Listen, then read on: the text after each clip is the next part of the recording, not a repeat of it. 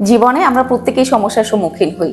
আমাদের সমস্যাগুলো এরকম হয় যখন সেটা অনেক বেশি প্যাচ লেগে যায়, আমরা মনে করি যে আমাকে খুব দ্রুত সমস্যার সমাধান বের করতে হবে।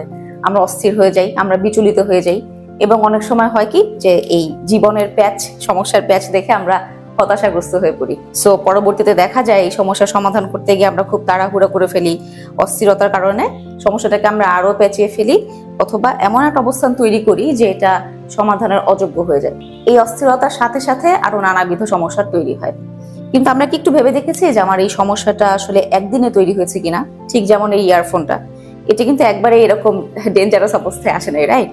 সো সমস্যার সমাধান যখন আমরা করতে যাব, তখন ডেফিনেটলি আমাদের প্রথমত যে জিনিসটা মাথায় রাখতে হবে সেটা হচ্ছে পেশেন্স, ধৈর্য রাখা, এবং এটা জানা যে আমার মধ্যে সেই ক্যাপাসিটি আছে যে আমি আমার সমস্যার সমাধানটা করতে পারবো। শুধু প্রয়োজন একটু নিজেকে সময় দেয়া এবং খুব ধীর স্থির ভাবে প্রত্যেকটা পদক্ষেপ ধরে ধরে এগিয়ে যাওয়া, যে পদক্ষেপের থ্রুতে আমি জানি যে আমি বিশ্বাস করি আমি যদি এভাবে এগিয়ে যেতে পারি আস্তে আস্তে, তাহলে অবশ্যই আমার এই সমস্যার সমাধানটা ঘটবে।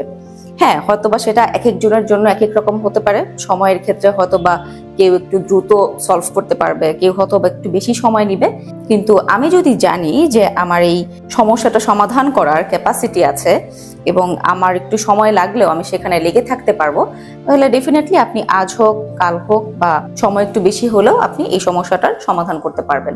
এখানে আসলে অস্থির হয়ে বিচলিত হয়ে আপনি সমস্যার সমাধানটা করতে পারবেন না, সেটাতে আরো সমস্যাটা পেঁচিয়ে যায় এবং আমরা আরো বেশি ভঙ্গুর হয়ে পড়ি। এই যে ধীরে ধীরে নিজের সমস্যা সমাধানের দিকে এগিয়ে যাওয়া, এটা কিন্তু আমাদের মানসিক একটা দৃঢ়তার পরিচয়। আমাদের সেশন এরকম অনেকেই আসেন, এসে বলেন যে আপু বা ম্যাম, আমি চাচ্ছি আমার সমস্যাটার খুব দ্রুত সমাধান হোক, বা আমার কতদিন লাগবে ভালো হতে, আমি কেন ভালো হচ্ছি না এখনো। তাদের জন্য আমাদের একটা রিকোয়েস্ট থাকে এরকম যে আপনি নিজেকে একটু সময় দেন। যেহেতু প্রবলেমটা একদিনে তৈরি হয় নাই, প্রবলেমটার রুটে যেতে একটু সময় লাগবে, প্রবলেমটার মার প্যাচ বুঝতে একটু সময় লাগবে, এবং এটা একটা জার্নি যেটার ভিতর দিয়ে আপনাকে যেতে হবে। ঠিক যেমন আমি আমার এই ইয়ারফোনটা ঠিক করছি খুব ধীরে ধীরে, এই জার্নির ভেতর দিয়ে আমাকে যেতে হচ্ছে, এবং শেষ পর্যন্ত আমি কিন্তু সফল হয়েছি।